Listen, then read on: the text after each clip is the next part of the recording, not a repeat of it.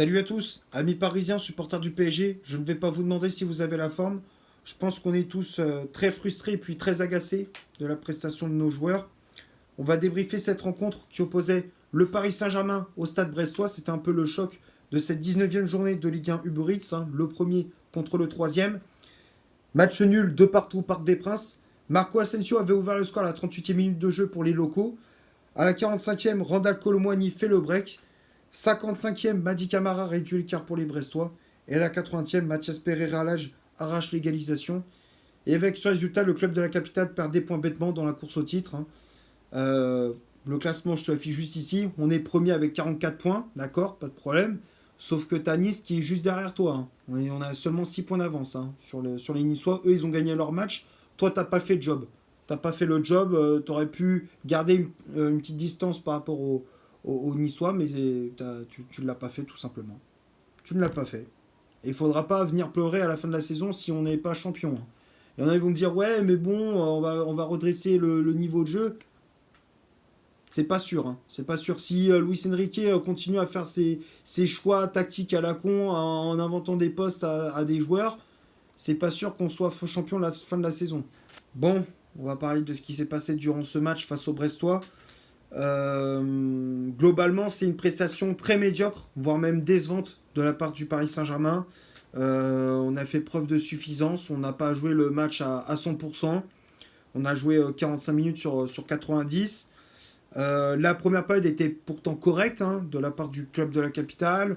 On était bien en place, on mettait du pressing, du rythme. Les transitions, elles étaient rapides. On récupérait vite le ballon et on se projetait vite vers l'avant. Les projections vers l'avant étaient rapides. Même si Brest essaye de répondre dans l'impact physique, dans l'agressivité. Eux aussi récupéraient des ballons, eux aussi se sont créés des occasions. Mais voilà, Paris prenait quand même le dessus par rapport aux Brestois durant cette première période. Et à la 38e, Asensio qui ouvre le score sur une magnifique transversale de Vitinha. Le Portugais qui trouve Bradley Barcola sur le côté gauche. L'ancien Lyonnais qui fixe deux joueurs brestois avant de piquer son ballon pour Marco Asensio qui reprend de voler en première intention. Frappe croisée. Magnifique but de la part de l'ancien joueur du Real Madrid. 1-0, donc là Paris se met sur de bons rails et est récompensé de ses efforts. Et puis juste avant la mi-temps, on inscrit un deuxième but grâce à Randal Colomwani sur encore une fois une récupération de balle de Fabien Ruiz au milieu de terrain. Transition rapide, Barcola côté gauche qui accélère, trouve entre Lili Marco Asensio qui rentre dans la surface de réparation et enchaîne avec une frappe croisée repoussée par Bizot. Mais Colomwani qui avait bien suivi et qui ajuste parfaitement le gardien brestois. Il n'avait plus qu'à marquer dans le but vide. 2-0, c'est le score à la mi-temps. Donc là, tu te dis, ça va. Tu 2-0, tu prends le dessus par rapport au Brestois. Si on continue sur ce rythme-là, on les achève, on les termine en deuxième période. Mais c'était pas le cas. C'était pas le cas. Deuxième période, tu sais pas ce qui se passe. Les mecs, ils arrêtent de jouer. Ils arrêtent de jouer. 40, je comprends pas la mentalité du PSG. C'est toujours pareil. Tu joues 45 minutes sur 90. Première période, elle est bien. Deuxième période, tu t'arrêtes de jouer. Tu t'arrêtes de jouer. Brest qui en profite pour réduire l'écart à la 55e grâce à Madi Camara. Sur un festival de Romain Del Castillo qui rentre trop facilement dans la surface de réparation. Défensivement, on est trop laxiste. Danilo, Beraldo ou même Lucas Hernandez, ils sont trop laxistes. Del Castillo qui rentre trop facilement dans la surface de réparation. Il trouve Madi Camara. Et l'ancien Stéphanois qui enchaîne avec une frappe déviée par Danilo. Donnarumma est pris à contre-pied. 2-1. Brest, ça leur donne de la motivation. Ils sont de nouveau motivés pour essayer d'arracher l'égalisation. Ils poussent pour essayer de revenir dans cette partie. Ils poussent pour égaliser. Toi, offensivement, tu montres rien. Que ce soit avec Mbappé, Colomwani. Tu montres rien offensivement, c'était pauvre. Et à force de subir, tu craques. On subit, on craque à la 80e. Eric Roy, l'entraîneur brestois qui a fait deux changements. Coaching payant. Il a fait rentrer Satriano, je crois qu'il s'appelle, et Pereira Lage. Et les deux sont décisifs. Satriano passeur et Pereira Lage qui marque d'une talonnade. C'est en plus sur le but. Danilo, je sais pas ce qu'il fait. Au lieu d'intervenir, il le laisse centrer. Le joueur, là, le numéro 7 de Brest, il le laisse centrer. Et derrière, Pereira Lage qui en profite du laxisme de la défense parisienne. Donnarumma est battu une deuxième fois. De partout. Et la fin de match, tu pètes complètement un câble. Barcola qui se fait expulser sur deux fautes, deux grosses fautes. Alors même si voilà, il a pas fait, on va pas tout foutre en l'air de la part de Barcola, il a fait quand même un très bon match. C'est pour moi le meilleur Parisien sur la pelouse. Ça a été le meilleur Parisien. Voilà, c'est ce petit carton rouge qui fait un peu tâche sur sa prestation, mais voilà, fin de match complètement raté du PSG. Enfin voilà, on pète complètement les plombs de partout. Ouais. J'ai du mal à comprendre comment on a fait pour perdre ce match, quoi. Enfin, comment on a fait pour concéder le point du nul. J'ai du mal à comprendre. Maintenant, on va passer à la composition d'équipe que Luis Enrique a mis en place pour ce match. L'11 de départ, je affiche juste ici. Donc, l'entraîneur espagnol qui a remis en place son fameux 4-3-3 avec Gigio Donnarumma dans les cages. La charnière centrale, elle était totalement inédite. On avait Danilo Pereira associé à Lucas Hernandez. Les latéraux, Warren Zaïre-Emery à droite, Lucas Beraldo à gauche. Alors ça, j'ai pas du tout compris pourquoi il met Warren Zaïre-Emery à droite alors que tu avais Mukiele encore une fois sur le banc. Il est disponible. Je sais pas ce que Luis Enrique il a avec comment dire Mukiele. Je sais pas pourquoi il le fait jamais jouer alors que c'est un bon latéral. Le milieu de terrain, on avait Fabian Ruiz positionné en 6. Ça, j'ai pas compris non plus. Pourquoi il continue à mettre Fabian Ruiz titulaire alors que tu avais Ugarte de disponible. Vitinha et Marco Asensio en relayeur. Et le trio d'attaque. Randal Kolo Muani, ailier droit. Bradley Barcola, ailier gauche. Et en pointe, Kylian Mbappé avec le brassard de capitaine. Les changements effectués par Luis Enrique. On a vu l'entrée en jeu de Marquinhos à la place de Lucas Hernandez. L'entrée en jeu également du milieu espagnol Carlos Soler à la place d'Asensio. Gonzalo Ramos qui est rentré en fin de match, mais en tout fin de match à la place de Vitinha. Et pour finir, Ousmane Dembélé à la place de Randal Kolo Muani.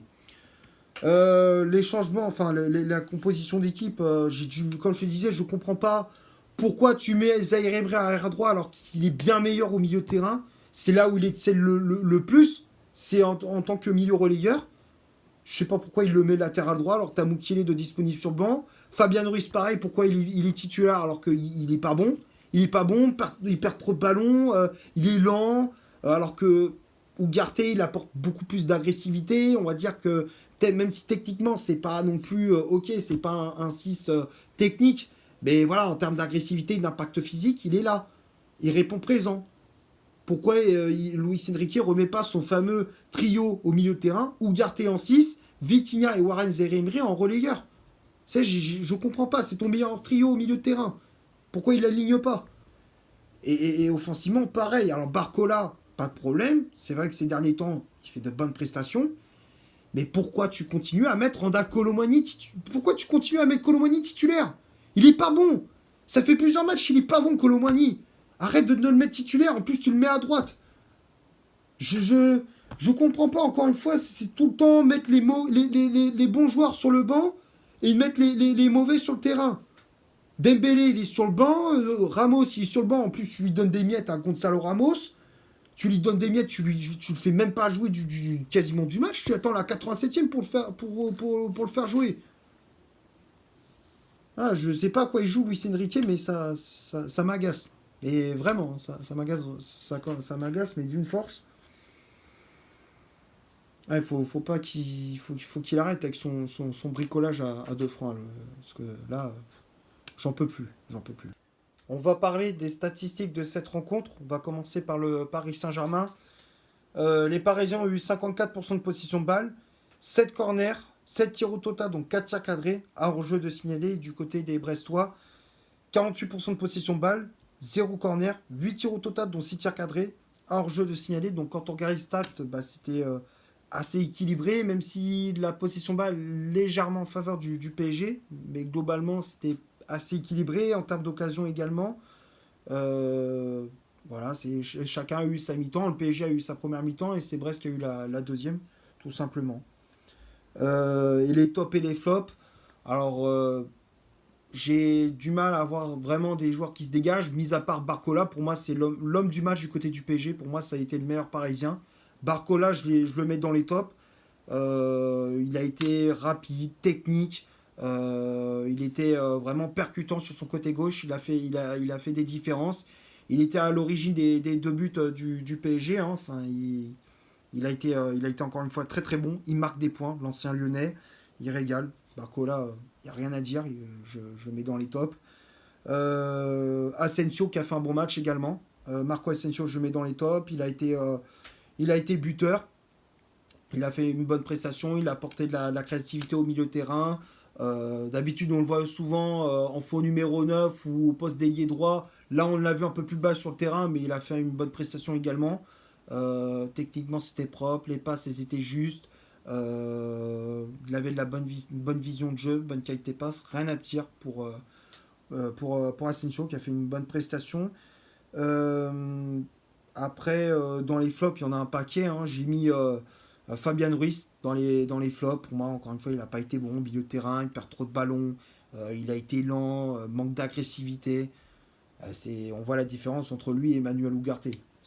On voit la différence. Fabian Ruiz qui, encore une fois, est décevant. J'ai mis Bappé dans les flops aussi. Bappé qui n'a pas été efficace. Il n'a pas tenu son rôle de capitaine. À la place il était capitaine un soir où Marquinhos était sur le banc, il a pas été à la hauteur. Mbappé qui a été décevant encore une fois. Enfin, encore une fois, mais je veux dire, en tant que capitaine, il n'a pas été à la hauteur. Donc je le mets dans les flops. Kolo Muani, pareil, dans les flops, il n'a pas été bon. Autant Barcola sur son côté gauche, bah, voilà, il illumine son côté gauche. Autant Colomani, bah, sur le côté droit, c'est le couloir de la mort. Colomani, c'est le côté droit, c'est le couloir de la mort, hein. Il fait, il est brouillon, techniquement, il est brouillon dès qu'il a le ballon, il fait pas beaucoup de différence. Il est nonchalant dès qu'il perd le ballon, bah, il fait pas d'effort pour venir. Non, Colomani, je sature. Franchement, Colomani, j'en peux plus. Bon, j'arrive pas à comprendre, encore une fois, pourquoi il insiste. Gonzalo Ramos, pour moi, il est bien meilleur que Colomani. Je le dis, hein, ça fait un bon moment, je le dis, hein. Gonzalo Ramos, il est bien meilleur que Colomani. Il ne veut pas l'entendre, mais pour moi, c'est la réalité, hein. Euh, ouais, je pense avoir fait le tour pour ce match. Je vois pas d'autres flops, hein, autres top. Si à la limite Vitinha, je repense à ça, Vitinha aussi qui a fait une bonne prestation, encore une fois, au milieu de terrain. Encore une fois, Vitinha qui rayonne le milieu de terrain, qui est le maître à jouer du Paris Saint-Germain. Mais sinon, à part ça, non. Non, je vois pas d'autres de joueurs qui a été bon dans ce match. Je pense avoir fait le tour pour ce Paris Saint-Germain Stade Brestois. J'espère que le débrief vous aura plu, malgré tout. Si c'est le cas, vous laissez un énorme like. Tu t'abonnes, tu n'hésites pas à me dire dans les commentaires ce que tu as pensé du match et de mon débrief, hein. Partage la vidéo sur les réseaux sociaux, comme d'habitude. N'hésite pas à faire un tour sur mon compte Instagram, comme d'habitude, je l'affiche juste ici. Et d'ici là, portez-vous bien. On se retrouve pour un prochain débrief. Ciao.